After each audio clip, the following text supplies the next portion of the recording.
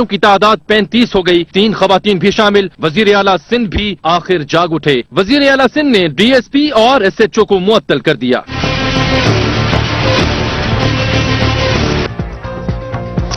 سب سے پہلے ناظرین بات کریں گے بیلجیم کے دارالحکومت برسلز پر جو آج دہشت گردی کے واقعات ہوئے ہیں۔ یکے بعد دیگرے 7 دھماکوں سے برسلز گونج اٹھا اور یورپ کا دل بھی کہا جاتا ہے۔ یورپی یونین کے بھی کئی دفاتر یہاں پر موجود ہیں۔ شام صاحب، آج یہاں پر یہ جو ان کا ایئرپورٹ ہے 11 کلومیٹر دور ہے برسلز سے، وہاں پر دھماکے ہوئے، جو امریکن جو کاؤنٹر ہے امریکن ایئر لائن کا وہاں پر، اس کے بعد جو میٹرو اسٹیشن ہے قریب وہاں پر بھی 4 دھماکے ہوئے۔ اب جو تازہ اطلاعات ہیں وہ یہ بتا رہے ہیں کہ 34 افراد جاں بحق ہیں جبکہ درجنوں زخمی ہیں۔ پہلے فرانس، اب بیلجیم، یورپ بھی یعنی دہشت گردی کی زد میں آ چکا ہے۔ یہ برسلز ہے نا، اس کے بارے میں کہا جاتا ہے کہ یہاں عرب جو مسلمان ہیں ان کی آبادی زیادہ ہے، کافی بڑی تعداد میں ہے، اور پھر ان کی ایک الگ بستی بھی ہے۔ جی ہاں، اور یہ جو ایک پیرس کے جو حملے ہیں اس کا ماسٹر مائنڈ کہا جاتا ہے ایک نوجوان کو، صالح عبدالسلام کو۔ تو صالح عبدالسلام جو ہے وہ واردات کے فوراً بعد کہتے ہیں کہ واپس یعنی بیلجیم چلا گیا تھا، اور اس کو کوئی روک ٹوک نہیں ہو سکی، پکڑا نہیں جا سکا اس وقت۔ اس کے کاغذات چیک کیے گئے، اسے کلیئرنس دے، وہ چلا گیا، بارڈر کراس کر گیا۔ وہ بارڈر کراس کرنا وہاں کو مسئلہ بھی نہیں ہے، ایسے جیسے شہر سے دوسرے شہر چلے جائیں یورپی یونین کے ممالک میں۔ تو اب جب اس کی نشاندہی ہوئی تو پھر اس کو پکڑا گیا وہاں، 4 روز پہلے پکڑا گیا، 4 روز پہلے۔ اب اس کے جو حامی عناصر ہیں یہ ان کا ایک رد عمل سمجھا جا رہا ہے کہ انہوں نے ایک رد عمل کا اظہار کیا ہے۔ لیکن یہ جو برسلز کا میڈیا ہے وہ یہ بھی ایک قیاس رائے کر رہا ہے کہ اس کو جب گرفتار کیا گیا تو اس نے اعتراف کیا تھا کہ برسلز میں کوئی ایسے منصوبہ ہو رہا ہے، بنایا جا رہا ہے۔ میرا مطلب ابھی تو یہی کہا گیا نا کہ اس کا رد عمل ہے۔ اگر رد عمل نہ بھی ہوتا، اس نے نہ بھی پکڑا جاتا، تب بھی دھماکے ہو سکتے تھے، اور اس کا مطلب یہ کہ کافی بڑی تعداد میں لوگ وہاں موجود ہیں اور یہ ان کی صلاحیت ہے کہ اس طرح کے دھماکے کر سکیں۔ اصل دیکھیں، بات بڑی افسوسناک ہے ہمارے ایک مسلمان کے طور پر بھی اور ایک انسان کے طور پر بھی، اس پر اظہار افسوس ہی کیا جائے گا، کیونکہ یہاں اسلام میں آپ ایک شخص کے کیے کی سزا دوسرے کو نہیں دے سکتے۔ آپ اگر میں ایک جرم کرتا ہوں تو اس کی سزا میرے دوسرے کسی ہم وطن کو نہیں مل سکتی۔ یہ جو نوجوان ہے خاص طور پر، اب یہ کچھ مشتعل ہیں، افسردہ ہیں، جو صورتحال برپا کی ہے امریکہ نے اور اس کے اتحادیوں نے۔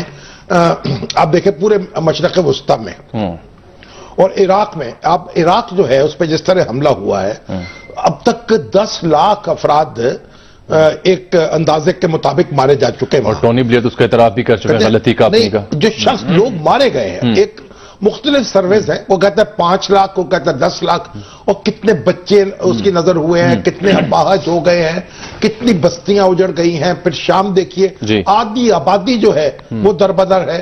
آپ لیبیا کو دیکھیں کہ حکومت ہی معلوم نہیں ہو رہا کس کی ہے۔ تو یہ ساری کارستانیاں جو کی گئی ہیں، اب دیکھیے یہ انسانیت ہے کہ آپ بستیوں کی بستیاں تاراج کر دیں۔ اب اس پر جو بعض اوقات جو کچے ذہن ہوتے ہیں اور جو یہ نفسیاتی مریض بن جاتے ہیں بعض اوقات لوگ، اور پھر وہ انتقام کے نام پر اس طرح کی حرکتیں کرتے، ہم ان کو سپورٹ نہیں کرتے، لیکن یہ ایک کو ان چیزوں کو اس کے تھوڑا سا تہ میں جا کے دیکھنا پڑتا ہے۔ اب جو لوگ ہمیں درس دیتے دنیا کو انسانیت کا، وہ کوئی ضابطے کی، قاعدے کی، قانون کی پرواہ کیے بغیر انہوں نے ملکوں کے ملک اجاڑ دیے ہیں، بستیوں کی بستیاں تاراج کر دی ہیں، اور ایک ہنگامہ برپا ہے، حشر برپا ہے پورے مشرق وسطیٰ میں۔ تو اس سے ایک جڑی ہوئی باتیں ہیں، یہ آپ ان کو الگ کر کے دیکھ نہیں سکتے۔ ٹھیک ہے، ابھی ہمیں جوائن کیا ہے برطانیہ سے جناب لارڈ نذیر احمد صاحب نے بھی، ان سے بھی بات کر لیتے ہیں۔ السلام علیکم لارڈ صاحب۔ وعلیکم السلام۔ لارڈ صاحب کا یہ جو خبر ہے کیسے دیکھتے ہیں آپ اس کو، اور کیا اثرات اس کے محسوس ہوں گے یورپ پر اور برطانیہ پر؟ شامی صاحب، ایکچولی یہ بڑا شاکنگ نیوز ہے، اس لیے کیونکہ جب بھی یورپ کے اندر کوئی ایسا واقعہ ہو، چاہے وہ پیرس کے اٹیک ہو، 7/7 کا واقعہ ہو، یا وہ میڈرڈ میں ہوا تھا اس وقت، تو ہمیشہ جو اس کا اثر، جو نیگیٹو اثر فوری طور پہ ہماری کمیونٹیز پہ پڑنا شروع ہو جاتا ہے۔ اور یہاں پہ آلریڈی کیونکہ جو مسلمان کمیونٹی دیکھے گی، آلریڈی یورپ کے اندر مسلمان کمیونٹی پیرالل زندگیاں بسر کر رہی تھی، کیونکہ یہ جو نارتھ افریقہ کے مسلمان سو کال مسلمان ہیں، वो चाहे फ्रांस में हो, बेल्जियम में हो, वो तकरीबन सेकंड क्लास सिटीजन है मेजॉरिटी, क्योंकि जॉब्स भी उनमें कम है, गुर्बत भी ज्यादा है, वो डिप्राइव्ड एरियाज में रहते हैं, और फिर इनका पुराना तल्लक जो एक्सट्रीमिस्ट ग्रुप अलकायदा के साथ और एक्सट्रीमिस्ट ग्रुप के साथ है। और शायद आपको याद हो अहमद शाह मसूद साहब जो हैं, उनको सितंबर 9, 2001 में जब कत्ल किया गया था, तो ये भी दो लोग जो हैं वो बेल्जियम से ही कहा जाता है कि वो मोरक्कन ओरिजिन के गए हुए थे नॉर्थ अफ्रीका। ठीक, मगर अब तो दाइश भी आ गई ना, एक नया फितना है हमारे लिए। अब जी दाइश जो है वो, क्योंकि पेरिस अटैक्स के बाद दाइश का यहाँ पे होना वो तो सामने है, क्योंकि बेसिकली तकरीबन 500 से ज्यादा लोग जो हैं वो तो सिर्फ बेल्जियम से सीरिया में लड़ने के लिए गए, और तकरीबन 2000 से ज्यादा ये इस पूरे इसी खित्ते से जो लोग गए हैं, लेकिन ये वो लोग हैं जो इंटेलिजेंस सर्विसेज को पहले पता है। तो शामी साहब, एक्चुअल प्रॉब्लम ये है कि कुछ लोग ऐसे भी हैं जो इनको नहीं पता थे। जिस तरह अभी जो पिछले हफ्ते रेड हुआ है उसमें जो मोहम्मद सालेह अब्दुल सलाम जी, नहीं ये तो जी ये जो हैं ये अब्दुल सलाम तो सालेह बेल्जियम से, वो दूसरे है ना, ये जिन जो वहां पे कत्ल हो गए थे, डेड अल्जीरियन ओरिजिन के उसी वक्त, तो ये इनका उनको पता भी नहीं था कि ये वापस आ चुके हैं, और ये इस घर में जहाँ पे बिजली नहीं है, जहाँ पे गैस नहीं है, जहाँ की कोई टेनेंसी नहीं है, तो इस तरह की, और क्योंकि ये जिस इलाके से ये यानी पकड़े गए या यहाँ पे, और अभी भी आपको पता है कि मजीब तशरावी और दूसरे ये दो लोग जो हैं ये ऑन द रन हैं, जो इसके साथ थे साला अब्दुल सलाम के साथ, और फिर इनके वो कहते हैं कि शायद 2 और भी होंगे जो वहां से भाग गए थे। ये तो वो लोग हैं जिनको इंटेलिजेंस सर्विसेज वाले ढूंढ रहे हैं और जिनको उनको पता है कि ये यहाँ पे थे। साथ साथ इसी घर में जिन लोगों ने इनको रेफ्यूज दिया था, वो फैमिली हार्बरिंग किया हुआ था, 3 मेंबर्स ऑफ फैमिली वो भी जो हैं वो अरेस्टेड हैं। तो वो कहते हैं, अच्छा इसमें 2 चीजें हैं, मैं आपको वाज़ेह तौर पे बताना चाहता हूँ। एक तो ये है कि बरतानिया में चाहे हमारी मुश्किलात बहुत ज्यादा हैं, और मैं बार बार कहता हूँ कि हमारी मुश्किलात हैं, लेकिन इसके बावजूद हमारे तल्लक इंटेलिजेंस सर्विसेज और ब्रिटिश पुलिस के साथ बहुत अच्छे हैं। हमारे लोग जरा भी अगर कोई चीज डिटेक्ट करें, किसी का रेडिकलाइजेशन या किसी की सस्पिशियस हरकत, तो वो अथॉरिटी वो, बल्कि यहाँ पे एक एग्जाम्पल मौजूद है जहाँ पे एक बच्चे की माँ ने खुद जाके पुलिस को बताया था कि मेरा बच्चा जो है वो आईसिस के साथ शामिल होना चाहता है, तो उसको पकड़ो। तो ऐसे होता है। लेकिन ब्रसल्स के अंदर जो है वो कनेक्शन बिल्कुल नहीं है, क्योंकि ब्रसल्स के अंदर, बेल्जियम के अंदर और फ्रांस के अंदर भी अथॉरिटीज इनको सेकंड क्लास सिटीजन समझ के बिल्कुल आइसोलेट किया हुआ है, जिसकी वजह से इंटेलिजेंस बहुत कमजोर है, जिसकी वजह से वो। ठीक है जी, लॉर्ड नजीर साहब बहुत शुक्रिया बताने से आपने हमें ज्वाइन किया। नाज़रीन, मजीद इस अहम मामले पर हम बात करेंगे। शाम साहब ब्रेक ले लेते हैं प्रोग्राम में, मिलते हैं आपसे इस ब्रेक के बाद।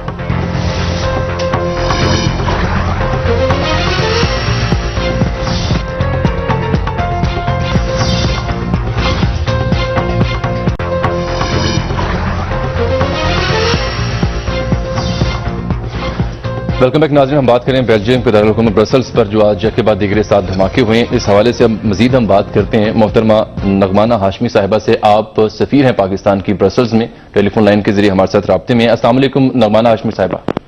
वालेकुम अस्सलाम। क्या सूरत हाल है जी यहाँ आज जो धमाके हुए हैं, पाकिस्तानी कम्युनिटी पर क्या उसके असरात हैं, और ओवरऑल आप क्या देख रही हैं? यहाँ पे आपने जैसे खुद ही डिटेल्स बताई हैं, अभी के सुबह से 7 धमाके हो चुके हैं, जिनमें से 2 एयरपोर्ट पे थे اور 5 دھماکے یہاں کے 3 ڈفرنٹ میٹرو اسٹیشنز پہ تھے. ٹھیک. تو جیسے ہی صبح یہاں پہلا دھماکہ ہوا ہم نے فوراً ہی جو یہاں کی سیکیورٹی ایجنسیز تھیں ان سے رابطہ قائم کر لیا تھا اور اب تک ہم ان سے بڑے کلوز رابطے میں ہیں. اور اسی طرح جو ہمارے یہاں کمیونٹی کے لیڈران ہیں وہ اور یہاں پہ آپ کے میڈیا کے بھی بہت سارے ریپرزینٹیٹیوز ہیں جن کا بہت قریبی تعلق ہے کمیونٹی کے ساتھ, تو ان سے بھی ہم مستقل رابطے میں ہیں. اور ابھی تک تو شکر الحمدللہ کہ ہمیں کسی قسم کی پاکستانیوں کی طرف سے کوئی پریشانی کی خبر نہیں ملی, کسی کے ہلاک ہونے کی یا کسی کے زخمی ہونے کی ان دھماکوں میں کوئی اطلاع ہم تک ابھی نہیں پہنچی.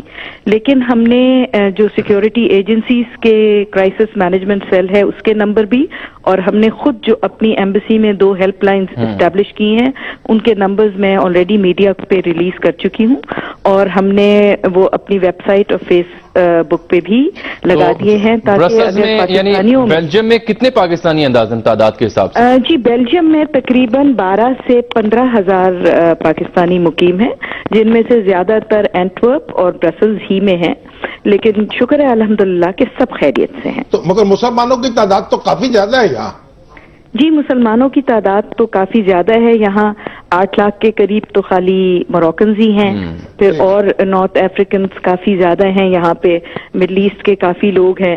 آپ کو معلوم ہی ہوگا کہ یہ یورپ میں جو اگر آبادی کے لحاظ سے ایوریج نکالی جائے تو مسلمانوں کی تعداد یہاں سب سے زیادہ ہے کسی بھی ملک میں.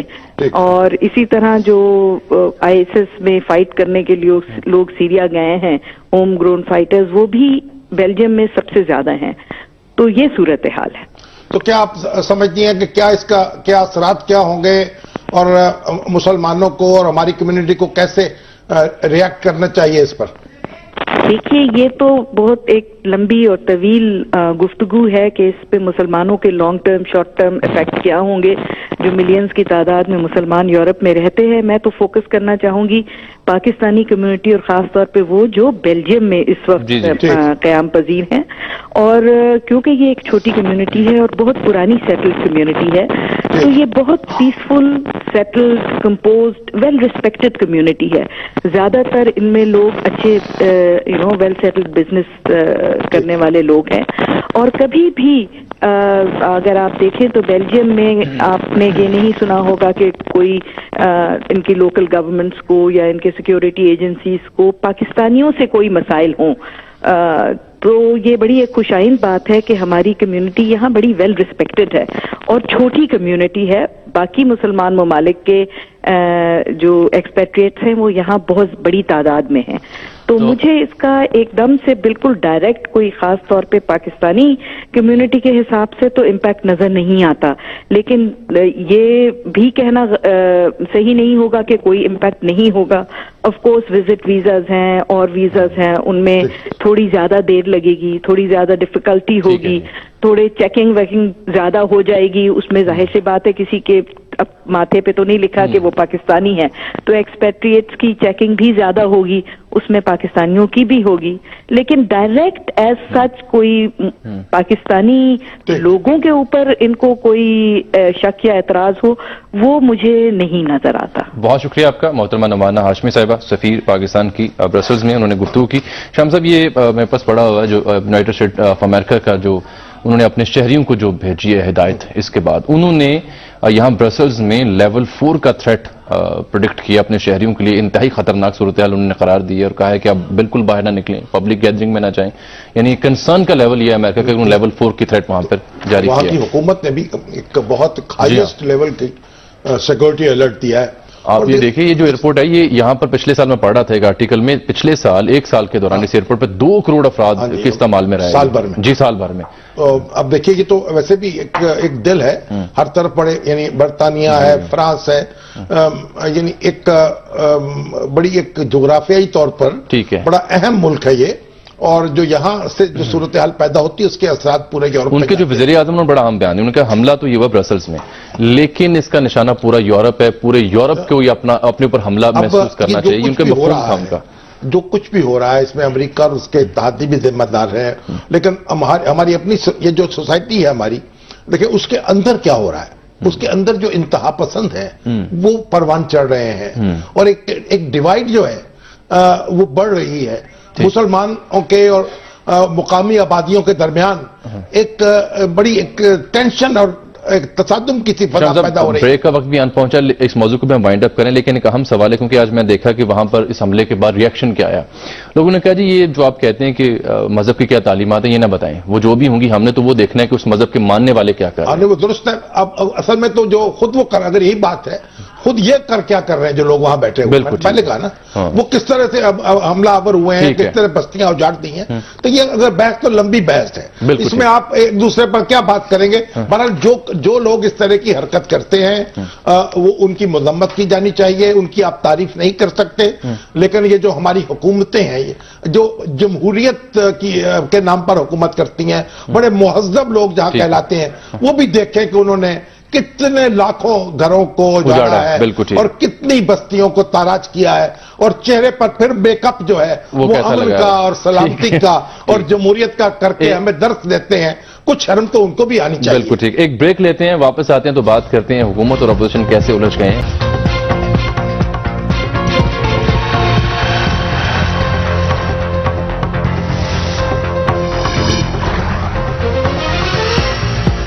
ویلکم بیک ناظرین۔ شاہ صاحب، پی آئی کا بل تو 3 ہفتوں کے لیے مؤخر ہو گیا اور 11 اپریل تک جوائنٹ سیشن بھی ملتوی کر دیا گیا، لیکن جو کل سابق صدر پرویز مشرف کے حوالے سے وزیر داخلہ نے بیان دیا اس پر خورشید شاہ صاحب بولے، وہ کہتے ہیں وزیر داخلہ صاحب کہتے ہیں کہ ضمانت کوئی نہیں ان کی واپسی کی، لیکن اگر عدالت کرے گی تو انٹر پورٹ سے منگوا لیں گے، لیکن شاہ صاحب نے کہا جناب کہ ہم تو کمزور تھے، مان لیا انہوں نے، آپ تو شیر تھے، تو آپ کے دور میں آئین شکن بھاگ گیا۔ آج میری ملاقات ہوئی کئی سپریم کورٹ کے اور ہائی کورٹ کے سابق ججوں سے، اچھا، انہوں نے اس بات پر تعجب کا اظہار کر رہے تھے کہ یہ پرویز مشرف کے معاملے میں حکومت اس کیوں بڑھ گفتگو کیے جا رہی ہے۔ اچھا، ان کا کہنا جب کسی شخص پر مقدمہ قائم ہو جاتا ہے اور وہ عدالت میں پہنچ جاتا ہے تو پھر حکومت کا اس سے کوئی لینا دینا نہیں ہوتا، مائنس، پھر وہ عدالت جانے اور وہ شخص جانے۔ ٹھیک، تو اگر کسی شخص پر عدالت پابندی نہیں لگاتی یا اسے گرفتار نہیں رکھتی یا اس کی ضمانت لے لیتی ہے تو پھر حکومت کیا یا اس کو ای سی ایل پہ نہیں ڈالتی تو حکومت کا تو اس میں رول ہی کوئی نہیں ہے۔ ایگزیکٹلی، تو اس لیے یہ حکومت کو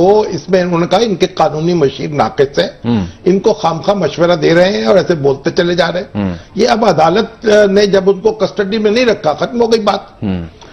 اب جو خورشید شاہ صاحب ہیں اور ان کے جو حالی موالی ہیں ان سے تو یہ تو دیکھیے نا سیاست کی بات ہے۔ نہیں، انہوں نے کہا وہ جو ہم کہتے تھے نا جو لوگ تنقید کر رہے تھے جناب آپ کے دور میں گارڈ آف آنر دیا گیا، تو خورشید صاحب نے کہا جی میرے دور میں دیا گیا لیکن گارڈ آف آنر ان کے ادارے نے دیا ہے۔ نہیں ادارے نے دیا لیکن ان کے حکم پہ دیا نا۔ بات یہ ہے، لیکن کامران خان صاحب نے رات کل تقریر دکھائی تھی یوسف رضا گیلانی صاحب کی، جس میں انہوں نے بتایا وہ کہہ رہے تھے بھائی یہ ڈیل ہوئی ہے، طے ہوا اسٹیبلشمنٹ سے اور ہمیں ان کو ایک آنریبل ایگزٹ دینی ہے، ان کا استعفیٰ اس لیے لیا گیا ہے، انہوں نے وزارت اس لیے چھوڑی، تو بات اب کام ختم کریں، اس میں گیا ہے سانپ نکل، اب لکیر پیٹا کا۔ ٹھیک، جوائنٹ سیشن کی بھی کہانی ہے جی ایک، ہاں وہ اب عجیب بات یہ ہوئی ہے، چیئرمین سینٹ جو ہیں رضا ربانی صاحب وہ کل شریک نہیں ہوئے اس میں۔ رضا ربانی صاحب جو ہیں وہ کل شریک نہیں ہوئے، اس کی وجہ یہ ہے کہ وہ رولنگ دے چکے ہیں کہ یہ معاملہ جو ہے سی سی آئی کو بھیج دیا جائے، اگرچہ یہ جو جہاں معاملہ ہوتا ہے قانون سازی کا، اگر سینٹ کسی بل کو منظور نہیں کرتی تو وہ ہاؤس کے پاس آتا ہے، جوائنٹ سیشن کے پاس۔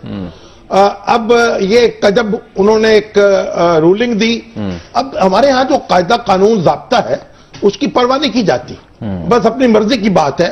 اب رضا ربانی صاحب کیونکہ چاہتے ہیں کہ پی آئی اے جو ہے اس میں اسی طریقے سے یہ سارے کاروبار ہوتے رہے، اور وہ تو مزدور لیڈر ہے، خود رضا ربانی صاحب آئین کو بہت بہتر طرح سے کیا سمجھتے ہیں، تو یہ بہرحال ایک دلچسپ صورتحال ہے۔ حذیفہ رحمان صاحب نے ہمیں جوائن کیا اسلام آباد سے، انہوں نے اسٹوری تھی آج کی، اس پر گفتگو کرتے ہیں، سجدہ نگار ہیں، کالم بھی لکھتے ہیں۔ السلام علیکم حذیفہ رحمان صاحب۔ حذیفہ جی بہت شکریہ۔ مسئلہ حذیفہ تو بہت باخبر اخبار نویس ہیں، تو آپ یہ بتائیے یہ کیا ہوا ہے؟ شکریہ شامی صاحب۔ حذیفہ یہ کیوں نہیں جوائنٹ سیشن جو ہے؟ میں آپ کو تھوڑے سے حقائق، ہاں جی میں کچھ حقائق آپ سے بیان کروں کہ آئین پاکستان کی بہت سی شکیں ایسی ہیں جس سے قوم کا ناآشنا ہونا تو بات سمجھ میں آتی ہے، لیکن قانون ساز ادارے کے ممبران کا اس سے ناآشنا ہونا ایک اچنبے کی بات ہے۔ کل جب یہ سیشن شروع ہوا تو لیڈر آف اپوزیشن سمیت شاہ محمود قریشی جو تحریک انصاف کی نمائندگی کر رہے تھے، ان سب لوگوں نے حکومت سے یہ بات کی کہ پہلی دفعہ یہ جوائنٹ سیشن جو ہے اپنی مرضی کا قانون جو ہے منظور کروانے کے لیے قانون سازی کے لیے پہلی دفعہ منعقد ہو رہا ہے، تو پہلی دفعہ ہو رہا ہے، تو اس پر اسحاق ڈار صاحب نے کافی کام کیا ہوا تھا اور وزیر اعظم نواز شریف نے انہیں ایک پرچی بھجوائی، جس کے بعد اسحاق ڈار نے دلائل دے کر یہ بات واضح کی کہ جی یہ پہلی دفعہ نہیں بلکہ چوتھی دفعہ ہے، اور اس کا آخری اجلاس 2011 میں ہوا تھا، جس میں اسحاق ڈار صاحب نے بتایا کہ خورشید شاہ نے بطور وزیر مذہبی امور 3 جو ہے بل منظور کروائے تھے۔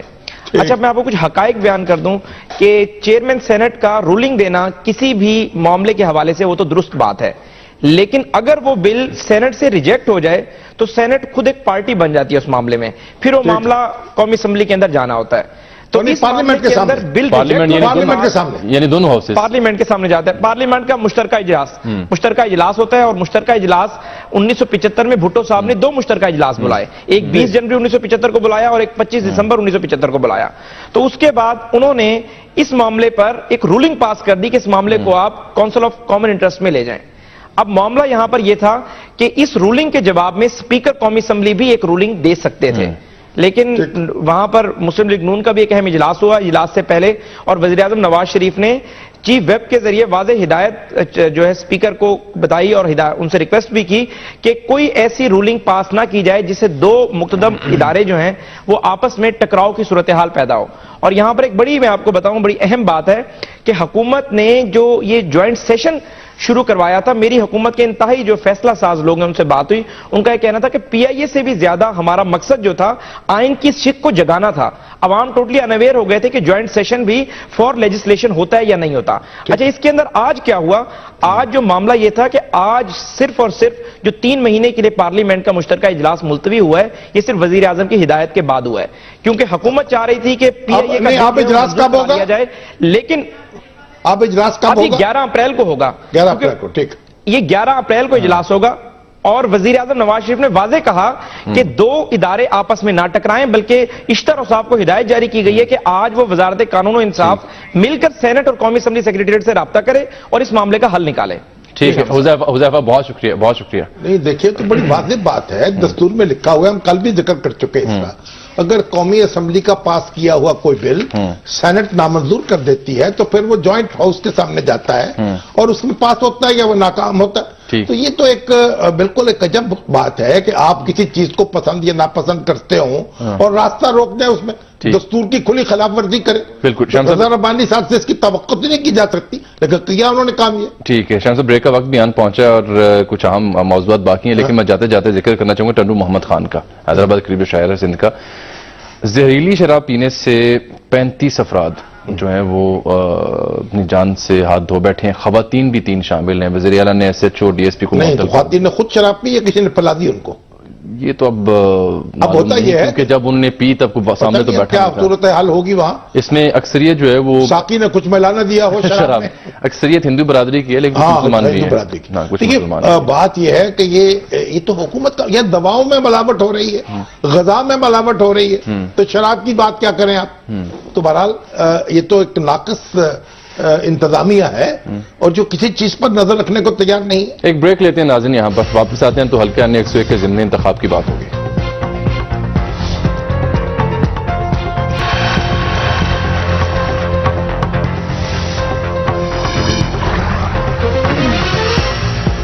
ویلکم بیک ناظرین، آج وزیر آباد میں حلقہ 101 کا ضمنی انتخاب ہے۔ شامی صاحب چیمہ صاحب مقابلہ چٹھا صاحب یہاں پر مقابلہ کر رہے ہیں اور الیکشن کے رزلٹ دیکھیں، افتخار چیمہ صاحب ہیں جو پہلے ایم این اے تھے جی اور 2008 میں بھی منتخب ہوئے یہاں سے اور 2013 میں بھی منتخب ہوئے، اور اس سے پہلے 2002 میں یہاں سے حامد ناصر چٹھا صاحب رکن قومی اسمبلی تھے، اور حامد ناصر چٹھا صاحب کا بھی یہ آبائی حلقہ سمجھا جاتا ہے، احمد نگر جو ہے، احمد نگر، اور چیمہ صاحب بھی اس کے اندر اپنا وجود رکھتے ہیں، مسلم لیگ نون کی اس کے ٹکٹ پہ تھے وہ، اور ہمارے ذوالفقار چیمہ صاحب کے بڑے بھائی ہیں، جج رہے ہیں، اور ان کے ایک بھائی جو تھے وہ ہیلتھ میں تھے، ڈی جی ہیلتھ رہے، تو وہ نثار چیمہ صاحب، تو ایک ان کی بھی عزت بہت ہے وہاں، اور بڑے دیانتدار شخص سمجھے جاتے ہیں، لیکن کہتے ہیں کسی کا کام ہم نہیں کرتے کہ اور لوگوں سے ملتے، یہ بھی اطلاع ہے کہ ملتے بھی کام ہے لوگوں سے. اصل میں انہوں نے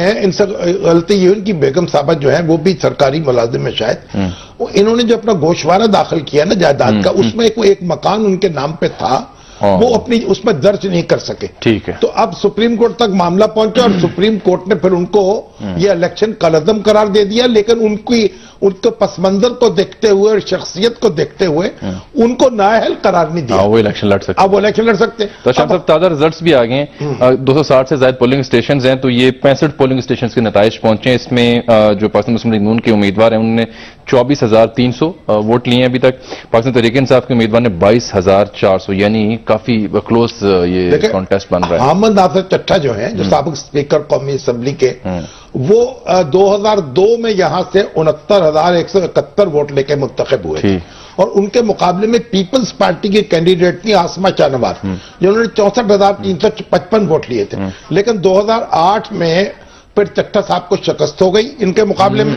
پھر ان کے بیٹے جو ہیں محمد احمد چٹھا، اب وہ 2013 میں وہ کھڑے ہوئے ان کے مقابلے میں، لیکن وہ ان کو بھی شکست ہو گئی.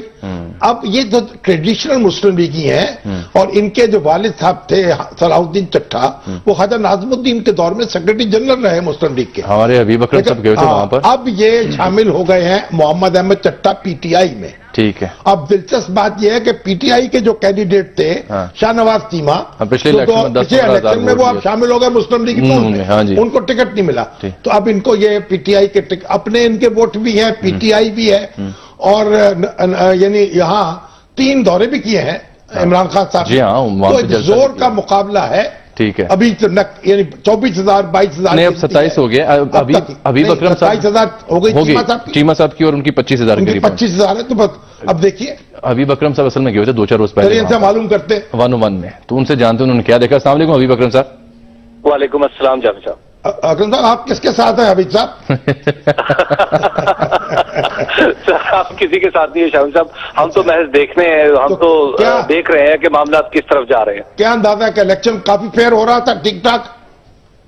جی الیکشن میں ایک تو دلچسپی بہت زیادہ، اور شامی صاحب جن فیکٹرز نے بڑا امپورٹنٹ رول پلے کیا ہے یہاں پر، یعنی ووٹر کے ڈیسیجن میں، وہ ان میں سے ایک تو یہ ہے کہ جو وزیر آباد شہر کو، جس کو اصل میدان جنگ کہا جاتا ہے، کیونکہ اس حلقے، یہ حلقہ جو ہے یعنی NA-101 2 صوبائی حلقے ہیں اس کے اندر، 103 اور 104.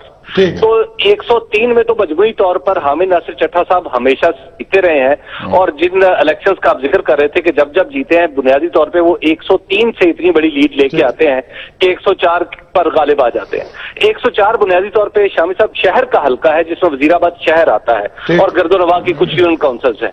وزیر آباد میں چٹھا صاحب پہلے کبھی نہیں جیت سکے، لیکن اس بار توقع یہ ہے کہ پاکستان تحریک انصاف نے، چونکہ پچھلی بار شہر میں سے تقریباً 12,000 ووٹ لیے تھے، تو پروبیبلی وہ جو 12,000 ووٹ توقعات پی ٹی آئی کی ہے کہ وہ 12,000 ووٹ اس بار اس طرف ایڈ ہو جائیں گے. اس کے علاوہ شمس صاحب جو تاجروں کے اوپر جو ٹرانزیکشن ٹیکس لگا ہوا ہے اس کی وجہ سے، اور پھر کچھ مذہبی معاملات کی وجہ سے جو ریسنٹ واقعات ہیں ان کی وجہ سے ایک، جی بالکل، تو اس کی وجہ سے شہر میں ایک تھوڑی بدگمانی ہے گورنمنٹ کے ساتھ، اور پھر انکمبنسی فیکٹر بھی. ابھی زور کا مقابلہ چل رہا ہے، یعنی آپ یہ نہیں کہہ سکتے تبھی زور کا مقابلہ ہوا ہے. اور یہ جو اصل مقابلہ ہے شامی صاحب، یہ وزیر آباد شہر کا مقابلہ ہے. باقی جگہ تقریباً یعنی توقع کر سکتے ہیں کہ وہاں پر کیا رزلٹ. حبیب صاحب بہت شکریہ جناب، بہت شکریہ، بہت شکریہ آپ کے وقت کا. شامی صاحب وقت بہت قلت ہے، اور ہمارے بہت نامور ادیب، محقق، نقاد ڈاکٹر انور صدیق صاحب کا انتقال ہوا. ہاں جی، میرے ساتھ بھی ان کا بہت عرصے تک تعلق رہا، رفاقت کا. 87 قومی ڈائجسٹ کے ایڈیٹر رہے وہ، اور بہت ہی محنتی شخص تھے. اتنا لکھا ہے انہوں نے اور اتنا پڑھا ہے کہ آپ تصور نہیں کر سکتے.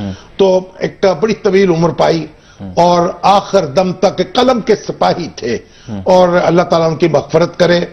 اور ان کا یہ ذوق اور ان کی جو جستجو ہے بہت کم دیکھنے میں آتی ہے. ان کے ذوق اور لگن کا ذکر کیا تو وہ خامہ بگوش قلم سے میں کتاب پڑھ رہا تھا، اس میں انہوں نے لکھا کہ ڈاکٹر انور صدیق سرگودا میں وہ پہلے شہری ہوتے تھے پورے شہر میں جو صبح خود جاتے تھے، اخبار سب سے پہلے وہ پڑھتے تھے. ہاں، تو یہ تو میں بھی صبح جا کے اخبار خریدتا تھا جب چھوٹا تھا. لیکن اب دوسری جو ایک ہمارے بہت عزیز دوست اور یعنی فضل حسین شاہ صاحب، سابق ایڈیشنل چیف سیکرٹری، وہ تحریک پاکستان کے بڑے یعنی کارکن تھے. ان کے والد جو تھے وہ سیشن جج تھے پٹیالہ میں, اور وہ شہید ہو گئے فسادات کے دوران. ان کو پھر ان کی خدمات کے عوض میں ان کو گولڈ میڈل بھی ملا پاکستان موومنٹ کا. یہ بھی ایک پاکستان کے بڑے محافظ تھے, سپاہی تھے, اور پھر ایک بڑی ترقی کی اور دیانت کی, اور ایک تصویر تھے چلتی پھرتی, سمجھے آپ, جیسے قرون اولا کی دیانت ہوتی ہے ان میں. اور آج ان کا جنازہ تھا. ان کے بچے سارے جو ہیں میرے بچوں کی طرح, اور یعنی ہمارا ایک ان سے بڑا قریبی تعلق. یہ ہمارے محسن نقوی صاحب کے ماموں لگتے ہیں. ماموں ان کے ماموں بھی تھے. ان کے جو عمران ان کے بیٹے ہیں وہ میرے بیٹے کے کلاس فیلو, بہت عزیز دوست. اور پھر اب ڈاکٹر عباس رضا, بہت شہرت, بین الاقوامی شہرت کے فزیشین, وہ ان کے بیٹے تھے. تو اب ان کا جنازہ آج ہوا جامعہ المنتظر میں, اور وہاں کئی یعنی آدھا ایک گھنٹہ تقریباً میرا وہاں گزرا. تو جامعہ المنتظر کے جو منتظم تھے, جو محتمم تھے, پھر علماء کرام تھے, ان سے گفتگو ہوئی, پھر شیعہ سنی معاملات پر بھی. تو انہوں نے کہا کہ 90% 95% تو ہمارے درمیان مشترکات ہیں, 4-5% کا اختلاف ہے. تو پھر ہم نے نماز بھی پڑھی وہاں اکٹھے ظہر کی, اور پھر اس کے بعد جنازہ پڑھا. کاش کہ پاکستان میں باقی لوگ بھی ایسے ہی کریں. اللہ تعالیٰ ان کی مغفرت کرے اور ان کے نقش قدم پر چلنے کی توفیق دے. دوسرے سرکاری افسروں کو بھی ان کی لگن اور ان کی جستجو, ان کی حب الوطنی جو ہے وہ سب کو نصیب ہو جائے. آنگ سان سوچی جی جمہوریت کے لیے بڑا لڑی ہیں برما میں, اب وہ صدر تو نہیں بن سکتی تھی وہاں پر, اب خبر یہ ہے کہ وہ فارن منسٹر بنے گی, انرجی کا بھی, ایجوکیشن کا بھی. غیر ملکی سے شادی کر لی, اب بچہ جو ہے وہ بھی غیر ملکی ہے. ٹھیک ہے, تو اب غیر ملکی سے شادی کر لیں تو صدر بن نہیں سکتے. ٹھیک, تو اب اگرچہ وہ صدر سے بڑھ کے رتبہ ان کا ہے کہ ان کی سٹرگل بہت ہے ان کی جمہوریت کی بحالی کے لیے, لیکن وزیر خارجہ ہوں گی, وزیر انرجی کی وزیر, تعلیم بھی ان کے پاس, تعلیم کی وزیر ہوں گی, وہ کافی وزارتیں ہیں, کیونکہ انہوں نے کیبنٹ چھوٹی کر دی ہے. پہلے 36 منسٹر تھے, اب 18 ہو گئے تقریباً. تو 3-3 4-4 محکمے مل گئے. تو آج پاکستان بڑا اہم میچ کھیل رہا ہے موہالی میں نیوزی لینڈ کے خلاف. اگر جیت گیا تو سیمی فائنل میں جانے کی راہ ہموار ہے, ہار گئے تو پھر ٹکٹ واپسی. تو مجھے بہت بڑا خدشہ ہے, زبان اپنی جو ہے بڑا خدشہ ہے. بند رکھ. پروگرام وقت ناظرین یہاں پر ختم ہوتا ہے. ملاقات آپ سے ہوگی کل, تب تک لیے اجازت.